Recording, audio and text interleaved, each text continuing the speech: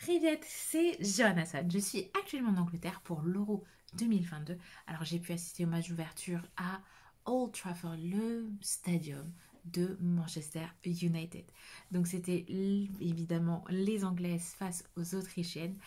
Un match que j'ai beaucoup aimé. Il n'y a eu qu'un seul but, 1-0 pour l'Angleterre. Mais voilà, c'est un match d'ouverture. Il y avait une attendance folle, plus 68 000 personnes. Et puis là, je suis jusqu'au 31 juillet en Angleterre pour justement la finale à Wembley où j'espère bien sûr y trouver les Françaises. Donc là, il y a eu le premier match des Bleus ce dimanche 10 juillet, 5-1 pour l'équipe de France, 5 buts qui ont été marqués justement en première mi-temps, ce qui est un record. Et j'ai beaucoup apprécié le jeu des Françaises puisqu'on a eu les 3 buts de Grace Cairo qui est forcément la femme du match. Ensuite, on a eu un but de Cascarino et un but de Katoto. Donc voilà, quel but parisien, c'est top. Enfin, pas de parisienne, c'est top pour moi. Je suis contente de voir mes joueuses du Paris Saint-Germain vraiment s'éclater, profiter de cette compétition. J'ai d'ailleurs fait justement une interview sur football.fr où je donnais mon avis justement sur les joueuses parisiennes qui évoluent dans l'équipe de France pour cet Euro 2022. Et donc l'article est sorti hier. Et ben, l'article a été confirmé justement par la prestation de nos parisiennes.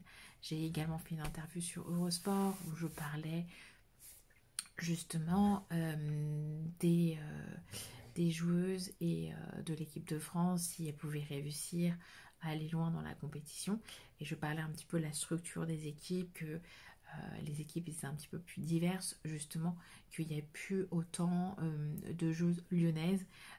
La présence des joueuses lyonnaises a été réduite au profit de multi-clubs, donc c'est un petit peu plus homogène dans la sélection des Bleus. Donc voilà, moi je suis là pour un mois, j'ai décidé de mettre ma vie professionnelle de côté pour pouvoir suivre au mieux cette compétition, donc je suis très contente. Et puis je ferai des petits reportages, des petits vidéos sur justement tout mon parcours, voyage, les aléas, parce que forcément il y a forcément beaucoup d'aléas. Et l'aléa principal que j'ai eu sera plutôt sur ma chaîne justement de voyage où je parle du fait que j'ai vécu pendant presque une semaine sans balise parce qu'elle était encore coincée à l'aéroport. Mais ce sera pour une autre histoire. En tout cas, n'oubliez pas de vous abonner à ma chaîne et de cliquer sur la petite cloche pour avoir justement une alerte dès que je publie une nouvelle vidéo. Ciao ciao!